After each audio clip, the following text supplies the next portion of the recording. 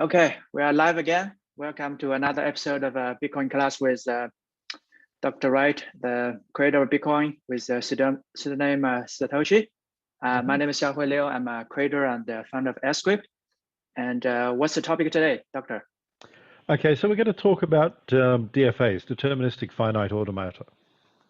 Now, the reason for that is using a DFA, which I've put out some papers on this topic in the past, and we've also got some patents on it, allows you to create many different types of what everyone calls smart contracts, which are really automata. I mean, the word smart contract is misleading at best.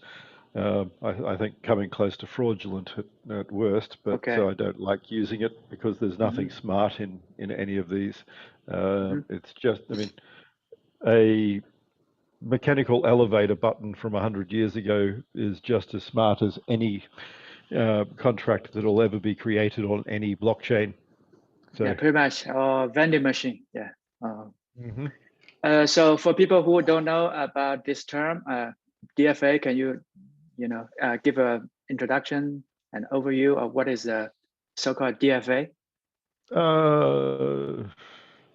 Not really in the time we've got. I mean, the best thing to do would be actually look it up. Effectively, what we're going to be talking about, however, is the sort of methods of computation and state transition and how we can then link all of this in not only from one DFA, but from DFA to DFA. So we've already produced methodologies for handing the results of one transaction into another one. Yes. And ensuring that runs. So as we're doing that, we'll talk about some of the different elements that we can start creating. Now, what we can actually do is create all of the conditionals, if-then statements, and flow within individual Bitcoin transactions. Where people go wrong is they forget that, again, this is like a compiled language. So when you're creating your content, your ability to sort of link to external sort of events or methodologies, where it could be a key or a hash puzzle or R puzzle or whatever else, then that is going to define your different external real-world events. So an oracle with a key, an event that provides a hash of something, etc. These are sort of the terminologies, the parts of your transaction that you need to put together to form sort of an event flow. Now, when you're doing this, you've got to also consider the fact that it doesn't need to be one thing or the other. So an example being everyone thinks about hash puzzles being insecure because naughty miners might do something, leaving a audit trail where you can take legal action, which means they're not going to do anything. But the additional part here is you could have keys plus events. So as an example, if an event occurs, you could have a signed transaction, digitally signed, with the individuals involved, whether it's a corporate key or personal key, etc., linked to a series of hash puzzles. Okay. So the flow could be if A or B or C, or if A and B, or etc. Now, what that means is you can set different outputs based on the information that is fed into the input. Now, this can either be automated or manual. But the reality is that instead of thinking, oh, smart contract, Bitcoin needs to do everything, you want to put the logic function into a wallet or external sort of system. And then it's not about miners or any of these other sort of complaints. It's your external wallet. So if I'm building a DFA and I've got conditional flows, and for instance, I could have sort of hash puzzles, sort of pre-hash images of a number of events that I only release if something occurs. I don't even need to sign everything. Okay. So what are the example of so-called this? So what are the pre-images of this hash kind of a hash patterns? Anything? If horse 1 wins a race, okay. I release this value. So what I can do is have a simple hash puzzle that anyone can make a bet on, for instance. It doesn't need to be digitally signed. It doesn't need all these extra security capabilities that everyone keeps going, oh, you need X, Y, Z. No, you don't. So if I'm offering payment on these terms, I can say which particular things match. And I can't cheat because people will know I've cheated. It's not about automating and getting rid of humans. It is about making a system where anyone who cheats is caught. So imagine I have 10 different options.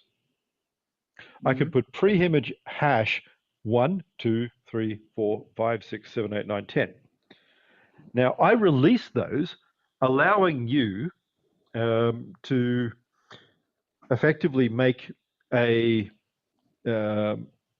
DFA-based contractual system where if 1 and a signature, or if 2 and a signature, if 3 and a signature. You see where this goes now? Okay, so this signature is who's just a normal everyday, just whatever. It doesn't any signature. I mean, it's just condition 1 and condition 2. Okay. So the conditional branch and this person who's making the wager. I see. So here's my question. So for example, this horse racing example you're giving. So I need to, because the Bitcoin doesn't know who wins the race, right? So it needs to get it from outside of the blockchain. So in this case, for example, we have 10 horses, and the winner is let's say horse I. And how does this? I see in the code we can. There's always a third party. Okay. Bitcoin doesn't stop third parties. It never did. It was never intended to. Okay. There's no way. No, there will never be a way of removing the real world from the Bitcoin blockchain without a third party. Doesn't exist, cannot exist. It's not, we can do this, it's not DeFi, it's not anything. It is not possible. Not saying that in any other way, it's called, the computer is not sentient. The computer will never be sentient. In my lifetime, my children's lifetime, my children's children's children's children's lifetime, there will not be artificial intelligence. Okay. So what there will be is companies and groups that will put this stuff in a trusted manner. I see. So for example, there will be machine learning and automation and ways of accelerating and increasing human ability. That's not the same. Augmenting people is not the same as a machine that's intelligent. So we will have the ability to take a group, say TAB in Australia, the gambling site, or some authorized agency to make wagers. I see. So in this horse racing, there will be some like I don't know, a committee or some article. They will declare whoever wins, and they use the signature. There's always someone. you're not betting with no one. Yeah, of course. Then you, who are you betting You don't against? bet with No. an artificial intelligence. So it doesn't even need to be an agency. If we wanted to make a bet, you could say, these are my hash pre-images. Mm-hmm. If horse 1 comes, if horse 2 comes, if horse 3 comes. Mm-hmm. Now, at the end of that, you could make it so that one of those has to come through. Mm-hmm. Yeah, it's like a case statement. But my question is, who's going to put the result, the who wins onto the blockchain, and then it triggers the event, right? This is an external event. Well, if you're doing it, then you've issued all of this, and I could have an escrow with you. If you don't do this transaction, then the escrow happens, and I get the money.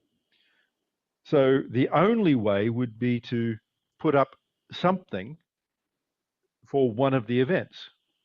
Mm-hmm. Yes, I'm saying is, what if let's say I want to cheat, right? So let's say horse 2, you are betting on horse 2 to win, but actually it wins. But then I say, oh, horse 1 win. What happens then? Then you have evidence on chain, Okay, and you've committed fraud. I see. Okay, yeah, that's also one thing. But some people are thinking I like mean, they're trying to figure out ways how to, I don't know, like a crowdsource, how to make sure this that you don't even rely on any third party at all. You just I know yeah. it's asinine. It's stupid. Okay. I So mean, at the end of the day, no matter what, like all of these things, there is no such thing as a no person involved system, and there won't ever be on any blockchain, ever. mm-hmm. It doesn't work that way. Okay. So just trying to play a devil's advocate here. Then in this case, you have to trust somebody. Don't. I mean, there's always something in these. Mm-hmm. Don't do it otherwise. The simple answer is stop trying. It will never be legal. That simple. So what's in this case? What's the most? What's the advantage of using, let's say, Bitcoin and blockchain? Is it just immutable? So if something goes wrong, for Efficiency. example. It's always about just simplicity, efficiency, a record of where people have done things. Mm-hmm. Okay, because I could If imagine someone if you. cheats, you know about it instantly. I see. Okay. If you build in escrow, um, you could have a third party acting as an arbitrator if you want. Mm-hmm. So in this case, whoever is putting the information, which horse wins, he probably has to sign, right? Because then I he mean, kind of like you could have, as I said, you could have multiple transactions, and some can be time locked and controlled and protected, and others not. And they can even be put there with a third party. So the escrow agent can sit there and say, no, this is invalid, he's cheated, and take that money, for instance. okay. So for now, I think a DFA, as I understand, now you have a way for external agent to kind of put in, input information into this contract, so-called contract. And what's next then? You probably have a state, right? Because if you're a DFA, you have a state, you have an event input, you have a transition function. How So that's going to play the out? thing to stop doing is stop trying to make everything on chain. Okay. I mean, that should never have happened. The way that it should work is you should be building systems that utilize Bitcoin as a ledger. Don't try and do the same folly that Ethereum went down, where you try and put everything in every transaction and make everyone validate. Mm-hmm. This is also the same problem that Core went down, removing unlock time and trying to stick all of that on chain. Okay. So in this ideal world, like if a Bitcoin is working as expected, what kind of a DFA, how would the application using DFA look like? I sent you a paper. I mean, Okay. Yeah. there's no one what it will look Mm-hmm. like. Anything that people want to code. So the example I just gave, there would be some sort of front wallet or system, and Bitcoin becomes plumbing. I've said this Mm-hmm. many times. Most people shouldn't even know that they're using Bitcoin. Mm-hmm. Yeah, it's like people using Zoom probably don't know about anything about TCP or IP. Exactly. And, Nor should you have to. So, um uh, like in the example I gave you in the paper mm-hmm. there, what you see is you have a DFA in the transaction blockchain, potentially multiple users in the functional equivalent of a botnet, except legitimate, people saving information on distributed hash table type databases, um, something where multiple users can all integrate and connect. Now, that allows you, like where you're talking about, can I have trust parties? Well, then create something external where different people monitor or even self-monitor in a group. It's not, there's never going to be removing someone. There's always trust. Bitcoin Core, for all their BS about untrusted, have three people who control the entire system and release the code, and nobody does a code Mm-hmm. review externally of it and says they have not put anything into it. So the reality is totally bunk. What, but so you have some sort of state transition Mm-hmm. where you go from state A to state B. So example would be a system to make an elevator run. Um, Mm-hmm. Transaction makes the elevator go up to a particular level in a particular order. You could have external systems to control Internet of Things devices. I see. Uh, One example that I've done before is a pet feeder. Oh, okay. You send a transaction and the pet feeder gives the pet food. Yeah, I see some people doing this for like chickens. So basically, if you Hmm. anytime you can send to some Bitcoin address that the feeder just gives some more Hmm. food or water, and you can live stream it. Yeah, Yeah. yeah.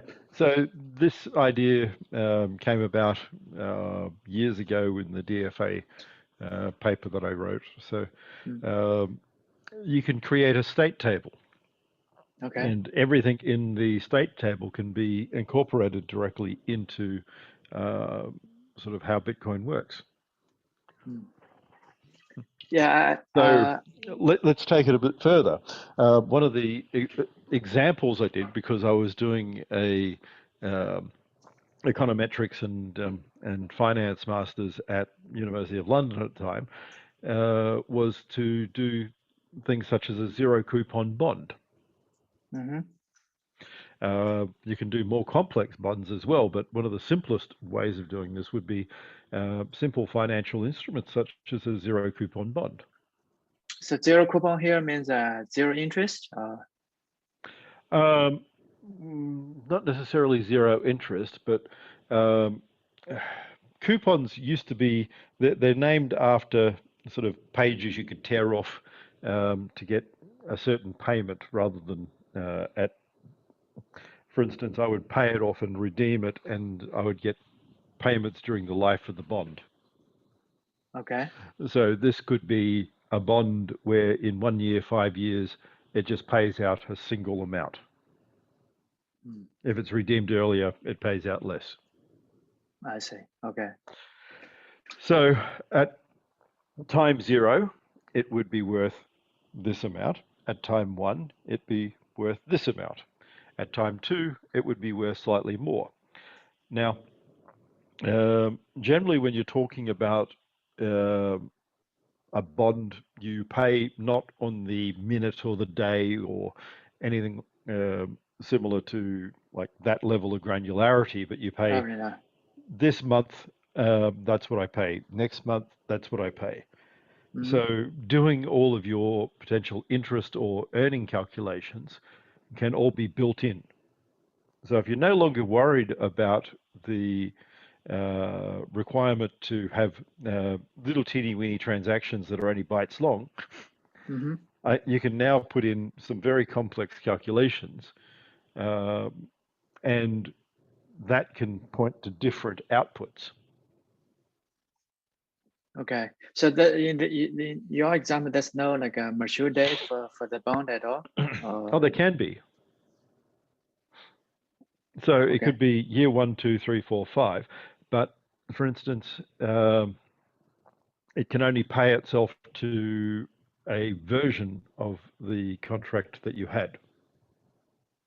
Okay. And if you try and cheat and you do otherwise, all you'll find is now your bond is no longer worth anything and you lose your money. So say I have a bond that allows me to even take payments every now and again. And that could be a tokenized value like a central bank digital currency on top of Bitcoin. I can take a payment at year 1, 2, 3, 4, 5. And if those payments come in, if it's the correct statement, the bond is valid, otherwise it defaults. So what you talk about, all this term of this bond, are they encoded in script directly, or is external? Yes. Or can be in script, yeah. Oh, okay. Yeah. So you put all of that directly in script, but you don't represent it the way people think. I mean, what you're doing is, again, equivalent to just markers in code that represent other things. The variables represent real world assets externally. So it, like one Satoshi can represent $100. Okay. And each sort of output in the function can sum that up differently. So if A, you get 1 Satoshi. If B, you get 2 Satoshis. If C, you get 4 Satoshis. So for example, in this case, I could say, if it's because we have the unlock time, right? So you can, if it's let's say 1 year later, you can get, I don't know, 50% of the your principal, and then maybe 2 years later you can get 75. Or this can be one type of conditions you can think of. Yes. Okay. Yeah. So that can even be a promise to be funded at a later time. That if that promise is delivered, then the bond doesn't default. If it's not, then it defaults. Okay. So one of the things people don't think about is when companies are creating bonds, they're effectively creating money. In the form of debt? In the form of debt, yes. So all of this, we've got to stop banks doing X, Y, Z stuff, and Bitcoin will stop X, Y, Z. No, it won't. A bond, for instance, isn't issued by a bank unless the bank is issuing its own bond. Banks are only a small component of bonds. Most bonds are issued by corporations or governments. And Bitcoin doesn't change any of that. I mean, think about it. Even if you had a pure Bitcoin economy, that's not going to get rid of bonds. A bond is the same as you get a car loan. The money that you put in and the money that you pay back on interest are two different things. Yes. So an example here could be you pay 100 US dollars, and each year you get a promise of, say, 20 US dollars. And that happens for, say, 7 years. Okay. And over the 7 years, you earn you get back $140. Yeah, interest, right?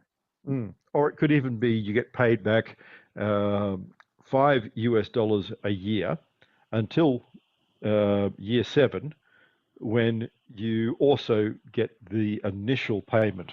So in year 7, you get 105 US dollars back. Okay. Meaning all up you get 135 US dollars. And that sort of bond issue can be used for funding organizations. I think the last episode we talked about the volatility. So here, because we are talking about like long term, it's not I'm trying to buy some movies from and we are potentially talking about a big amount. So does this require the usage of some kind of like a tokenized fiat, or you can use Satoshis directly? Oh, I mean, of course you're going to tokenize fiat of something, Okay. but it's only a marker, it's only a ledger.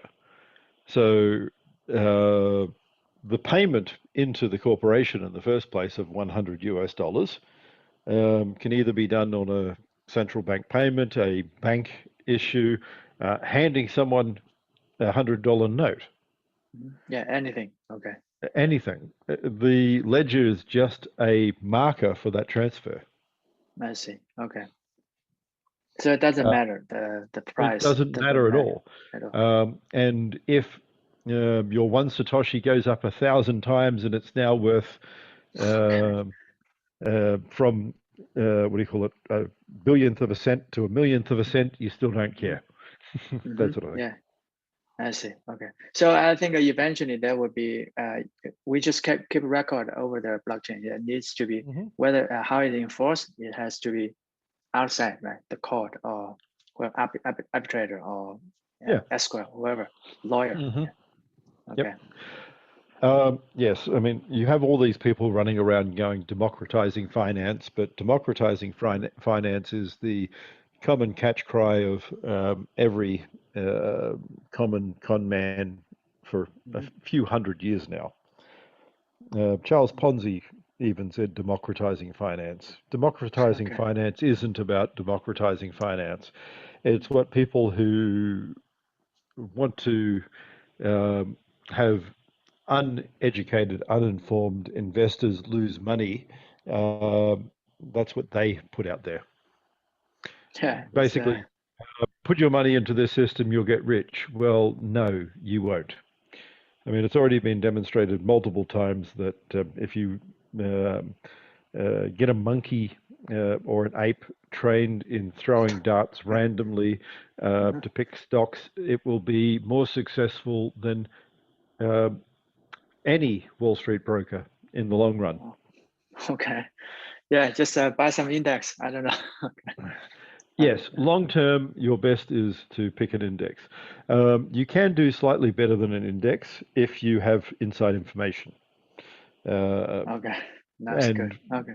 If you have information that the market doesn't have, and that can be gained legally as well. I mean, researching different fields will give you an indication of how well something might progress.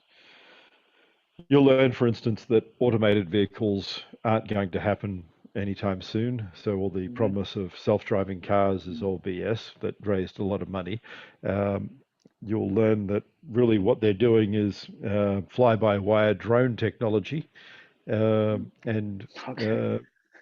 it is. I mean, that's why you see all these companies making video pods and other such things. It will allow partial automation, and then someone to sit in and drive the car remotely, or take over the car, etc. Yeah, it's I kind of always suspicious because seems this kind of technology is always 10 years or 5 years. They always say it's around the corner. Lightning. It's like 18 months. Yeah, it is light, right? It's like no matter how fast you want to catch light, but it always runs from you at the light speed. So I remember in 2017 there was a token company who was tokenizing flying vehicle sort of shares, Okay. and that was to be released in 2020. Okay. Um, How's that project going? I think well, it's 2021 now, one. so Okay. maybe I got the wrong 2020. It might be, Okay. uh, I might have missed the one in front of, like, maybe it was Okay. 1220, 12020 or Hmm. something. And we've got another 10,000 years to go. Okay. Yeah, it's right around the corner anyway. Hmm.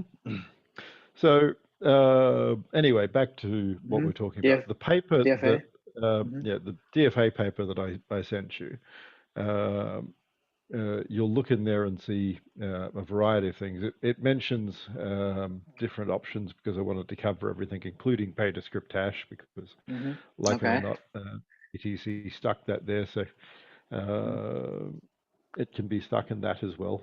That for a while, that was also the only way of uh, doing complex transactions. Hmm. Yes. So uh, the buggers made it more difficult than it had to be. Hmm. Um, Yeah. so uh, what we need to do is then take the sort of smarts of each of these contracts out of Bitcoin and make that the record. And how all of this occurs is defined external to the blockchain. I Now, see. Bitcoin will validate all of the bits we agree. But if we agree, then that's what really matters here.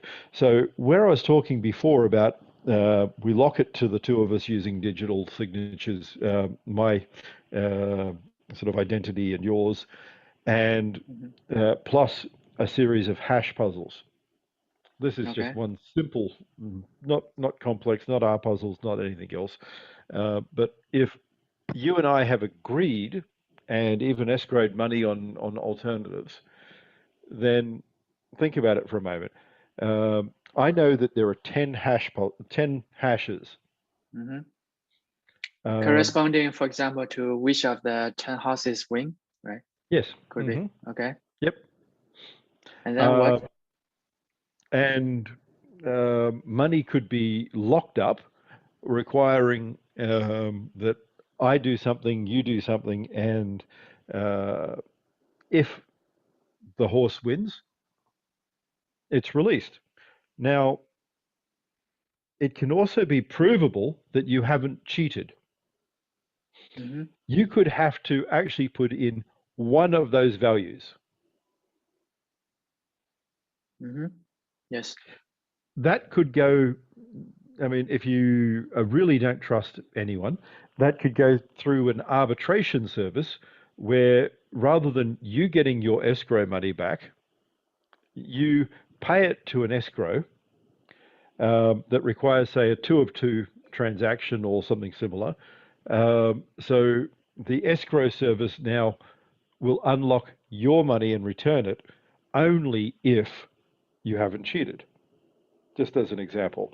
That can even be partly automated.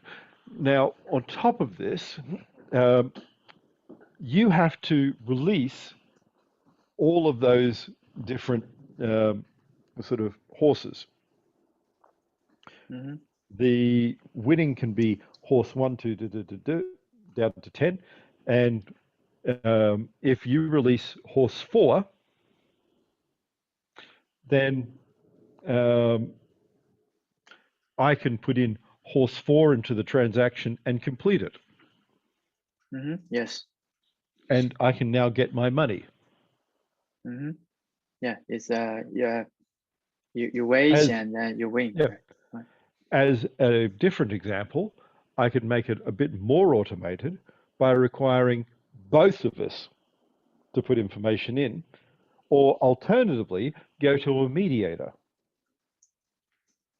where if Okay. it goes to the mediator and I'm not honest, I lose my money. I see. Okay. So before we get into that one, we could now have a hash puzzle where I have to put information in as well. Okay. So I have to give an unlock code. But if you have cheated, and I know that horse number 4 won, but you're saying 5, and there's a video of this horse race, and I'm just being recalcitrant, and I don't want to give my allow you the sort of grace of taking the money that I've lost. Then it goes to the mediator, and the mediator can see that I'm being recalcitrant, and I pay a cost. I see. If you have cheated, you pay a cost. But if we're both honest, and if we do this properly, then the money just goes straight to one person or the other. Yeah. So my understanding is, the contract usually have two parts. The one is where both all the participants are honest. In this case, you just run the script, and whoever wins go to the legitimate winner. That's fine. But in case somebody cheat because you put the wrong information there, and then this contract, I mean this script, of course, it will go in it will let the cheater win. But that's fine. We just because now we have all this data. Refutable, we can present as evidence to some kind of, I don't know, escrow or arbitrator. And that can be built into the contract as well. We can choose an arbitration. For instance, we could say, I want the British courts to run my contract and review it. And I can say A plus this condition, B plus this condition, or arbitrator. Okay. So does this require some kind of like a deposit, or doesn't have to? It may not. Now, an alternative would be even that it could. I'll go into this later, but there are algorithms known as traitor tracing algorithms.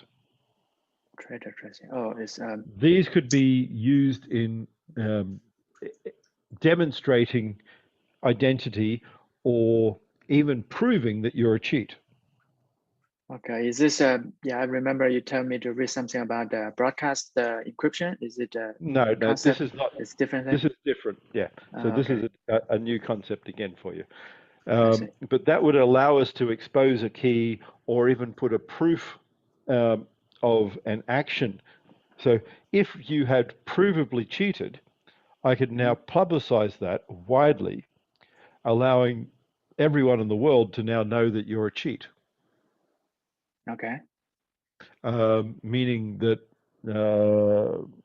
not only can I go to get my money back from the arbitrator, which won't be instant, or maybe it won't even be the whole amount, who knows, but I can now also make sure that anyone dealing with you knew. Okay, it's almost like a reputation system here. That can be built in too, but that will take a lot more work. I mean, there are people working on these sort of things, but yes, you could have here is the event, here is evidence that you've cheated, here is something exposing your real identity. Okay. So now, that could, when we talked about last week, identity, it could be here's a proof that it's your real key. So where we talked about hierarchical keys, this would enable a methodology to securely prove that you were dealing with this person and that they cheated, and link it to real identity. Okay. So I could imagine two ways, right? One, if we have already, before we run this contract, we already have some kind of like a deposit at some third party, like escrow. Yeah. And then if I can prove you cheat, the escrow just give me the money, right? So if you don't have deposit, so the only recourse is kind of like the court system, or it can be some other system. Any other system. I mean, you could select an arbitrator if you want. Okay. How does the arbitrator enforce, for example, if he finds out, say Bob cheats, how does Alice get her money back? Again, in the contract, it can be A or B or arbitrator. Okay.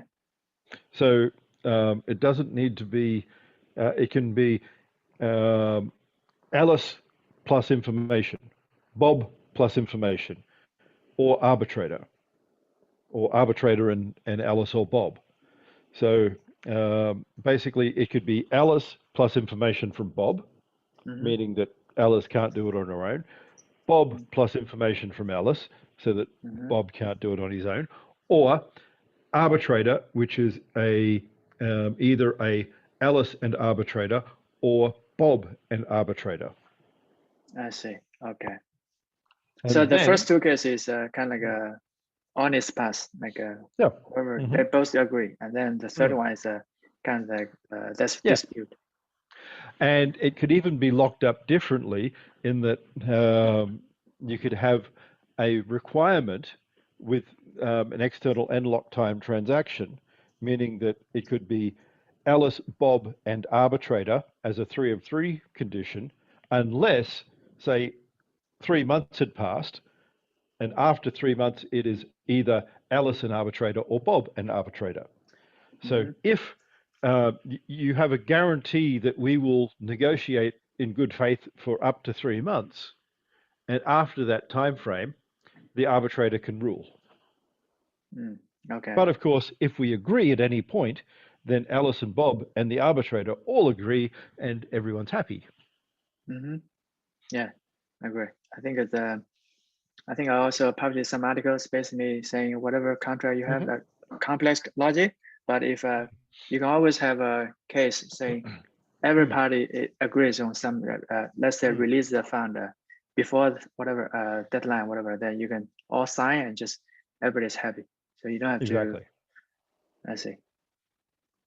So back to our bond example, if in the future we had a central bank digital currency that is issued and exchangeable under, say, an atomic swap, for instance, that would allow us to actually build that into the contractual exchange. Yes. Then it doesn't have a fluctuation issue at all. So in some of the ideas like patents we have for atomic swaps, you'll notice that we can use key matching so that we can use the equivalent key, whether it's Ethereum or Dogecoin or some other silly system, and link that into a Bitcoin swap. Are you talking about kind of like some kind of like a cross-chain atomic swap or?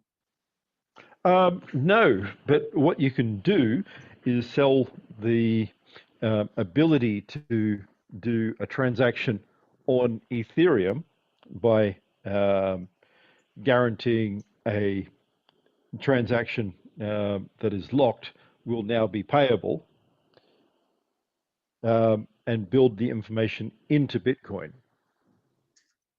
Okay. I won't go into that one today, but we'll go into atomic swaps in the future more. I see. Okay.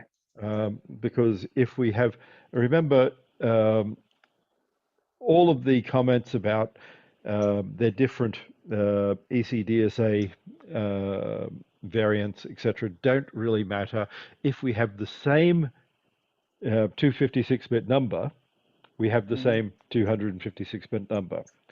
So if I give you the secret key to a Bitcoin transaction, even though the public key and the address will be different because there are different curves, if I give you that secret, or you work out that secret, or there's half and half of that secret, and now you have the whole one and I've only got part, or there's a Shamir scheme where it's split and you now have it because of a threshold system, and it's all been released to you, then you have that key, no matter whether it is a Bitcoin key or Ethereum key or whatever that you're talking about on any of this. So this I could easily say that applies to any like a ECDSA based any cryptocurrency that's elliptic curve based. Oh, I mean, in reality, you could build threshold components of larger numbers. So if you wanted to put together a 4096-bit or a 8192-bit RSA key, you could. It would just take more transactions. Okay. Or an alternative would be you could have an algorithm to provably change from one to the other. For instance, if you had a 8,000 sort of bit RSA, or 8192, that could be derived from a 256-bit ECDSA secret.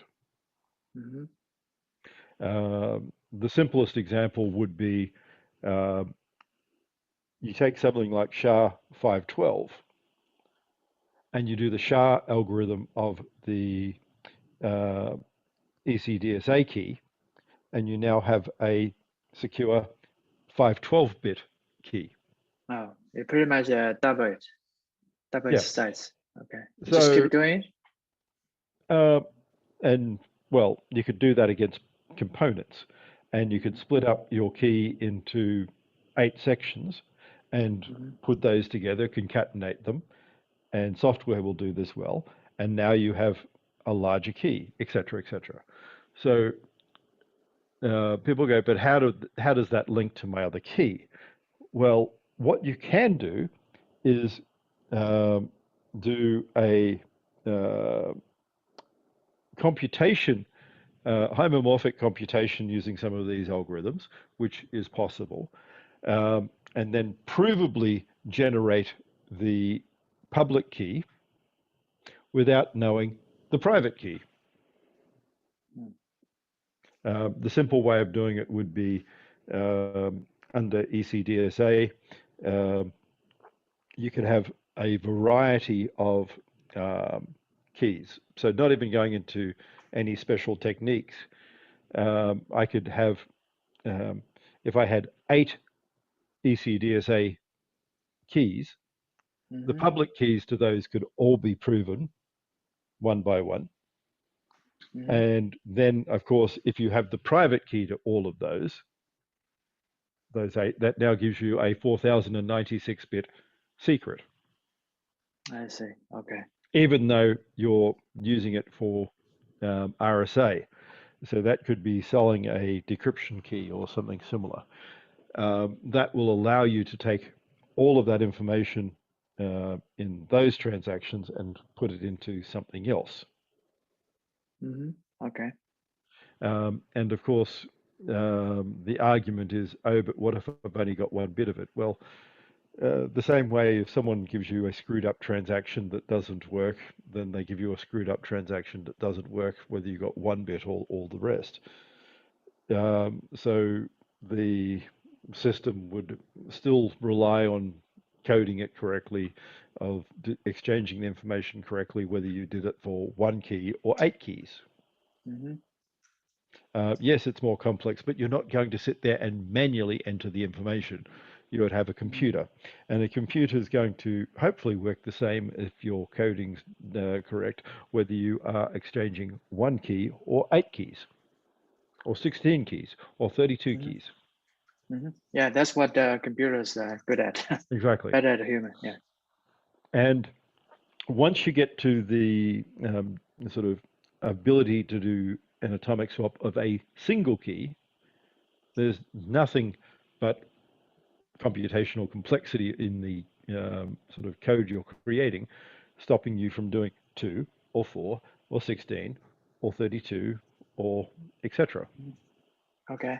So in this case, when you say swap, you are swapping private key for public key for what? For between different public keys, or what are being swapped here? One example. I'll give you the atomic swap one later to go through. But what you're effectively doing is payment in one system unlinks payment in another system. Okay. But anyway, to get back and finish off our example,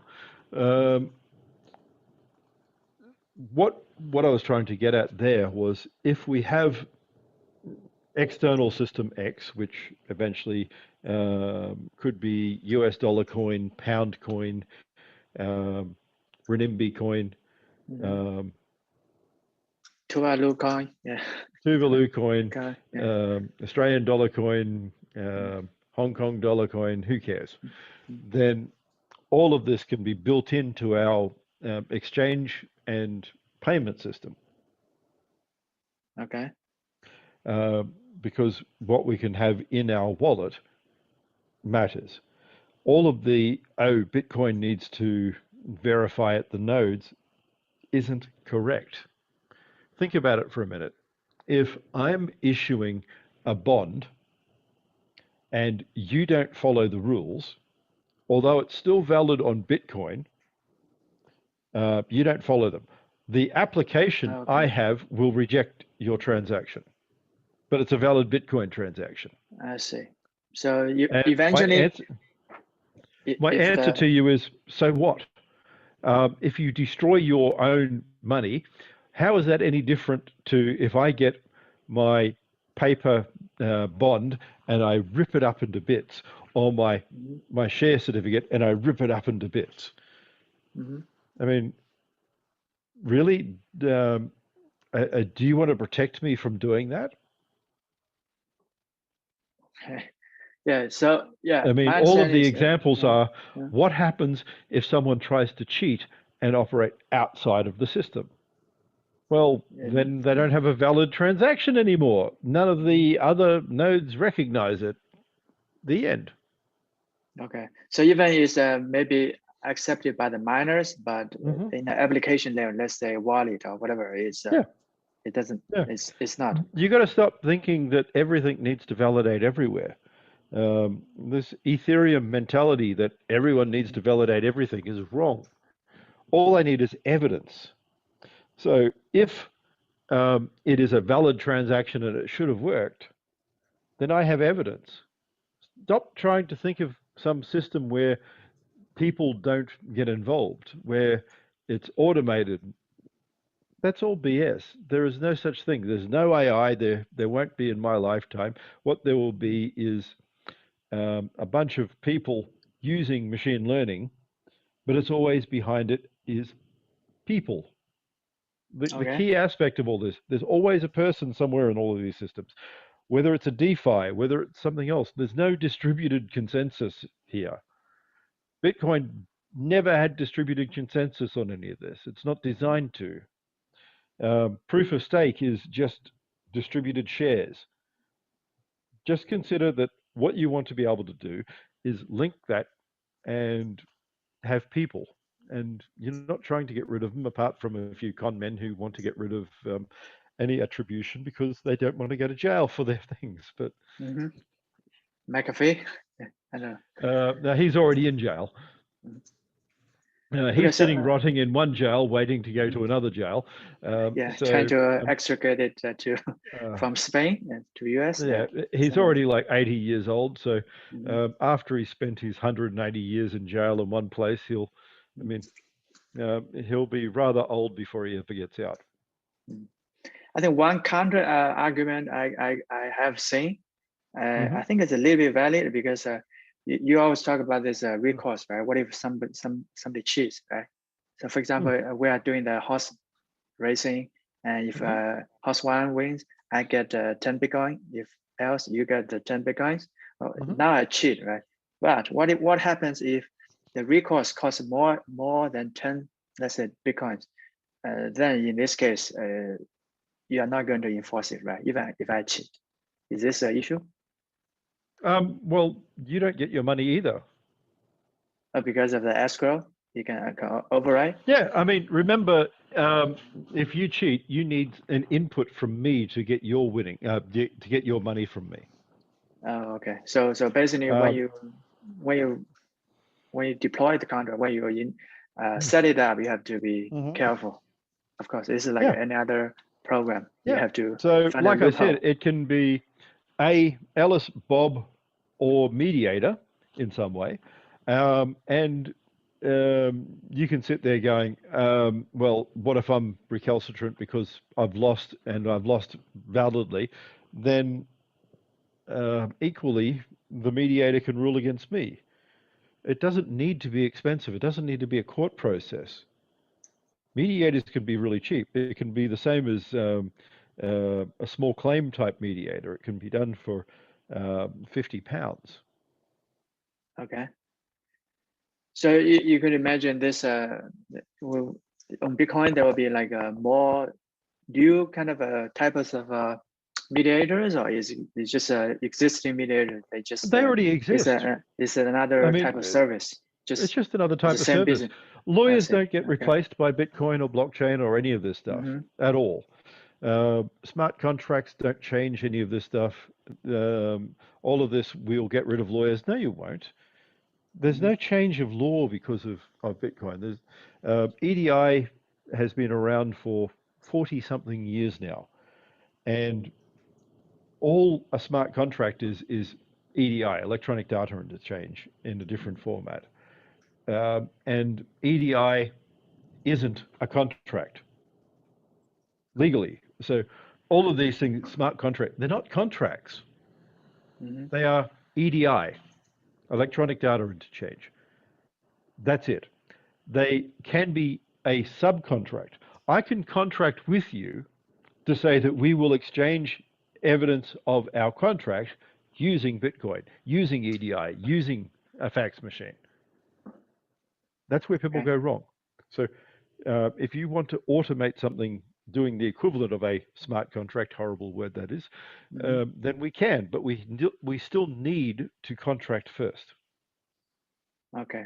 So there's still is that like existing contract, right? Whenever we do contract with somebody else, does not replace anything in the law at all. We still sign a legal contract. It doesn't matter whether it's a. Yep. So we can still digitally sign, which doesn't just mean using ECDSA. It means identity. I think since now we are talking about this term, I think personally I would rather call it like automated or computerized contract. But since now this term has been taken over, I just use it so most people can understand. So just for the record, I think if you look at I think you are the only person who's saying this term is not does not originate from Nick Szabo, because if I go anywhere, any other source, Wikipedia or whatever, it's always attributed to Nick Szabo. So what's the story there? He got it from somebody else, or he coined the term? I think he probably coined the term, right? Is it? No, he didn't coin the term, and he's not a lawyer. And lots of people in the Bitcoin core world and the cypherpunk world like to attribute things to themselves that they didn't do. Okay. So he did do a blog post against it in the 90s. But smart contracting had followed concepts about EDI, electronic data interchange, going back over 10 years before that. Okay. So automated contracting, smart contracting, all of these things had been discussed even before the internet was a big thing that people talked about. A person I used to know quite well was the legal teacher at Sands, wrote a very good book that I don't think is in print anymore on EDI. God, that would be 30 years ago. Benjamin Wright. Okay. That's in the 90s? Okay. Yeah, so unfortunately people are sitting there going, all this is new. It's not. There is a massive case law to do with electronic data interchange, and there are absolutely no differences between any transaction exchange on blockchain and EDI. The transaction and the encoding of information in EDI can be completely automated. It is linked into databases. The difference is there's not one source of truth. If EDI is not terribly secure, blockchain is. Bitcoin is very secure. So I can make a very secure version of EDI. That's the distinction. I see. So just to summarize, I think you are saying is smart contract is nothing new. Is pretty much the No. EDI is precursor of just what people now call it the smart contracts. Yep. Okay. Correct. And Bitcoin is pretty much I don't know. EDI the 2.0 is it just a better version of the old system? Yes. You still do the same functionality, but it's I don't know, probably like a more effective. Yeah, you've got that paper. That's a very simple version of it, and I'll have to dig up some other. I've got a publication that goes into a little bit more detail on that, and also the patent does too. But the examples we went into were contracts, bonds, etc. And the reality is any of the different financial instruments I was learning in university ages ago can be implemented. I could do butterfly swaps, I can do swaptions, I can do any overly complex financial instrument that is weapon of financial mass destruction type level of thing. And all of that can be put natively into Bitcoin to cause people to lose lots of money. Oh, yeah, that's what people like losing money. I mean, it's what this trading is about, right? So I know. I mean, tell me about it. I just look at people and think how insane they are. Yeah, it's unless you know some way to do a technical analysis, which I don't know. Is it a real thing? I have no idea. What's your opinion? It's understanding the long-term value of a company. So looking at the financials, looking at how they're operating, the people involved. I see. Yeah, that's what technology they're producing, understanding the patents that they have. This is why the average person's never going to be able to get a good understanding and beat the large guys. Why? Because in the long term, none of them will understand at that level. It just you don't have access to analyst reports. As an example, I get lots of analyst reports I don't read because I'm signed up for these services. And unless I'm interested in a particular company, I won't ever read them. If I want to do the analysis of a particular company, I will. But even then, I don't spend time comparing them. Whereas analysts in firms will do that. So, and even then, it only gives you a smidgen of an advantage. Yeah, that explained why most people just look at YouTube influencers for their charts. So that sounds like and then lose lots easier of money. to me. Yeah. Yeah. But sometimes things go up until they don't. Yeah, Dogecoin. So anyway. Yeah. Alrighty. All right. We'll continue with some of this next week, and good to see you again. Okay, nice to see you, and see you next time. Take care. Will do. Bye. Okay, bye-bye.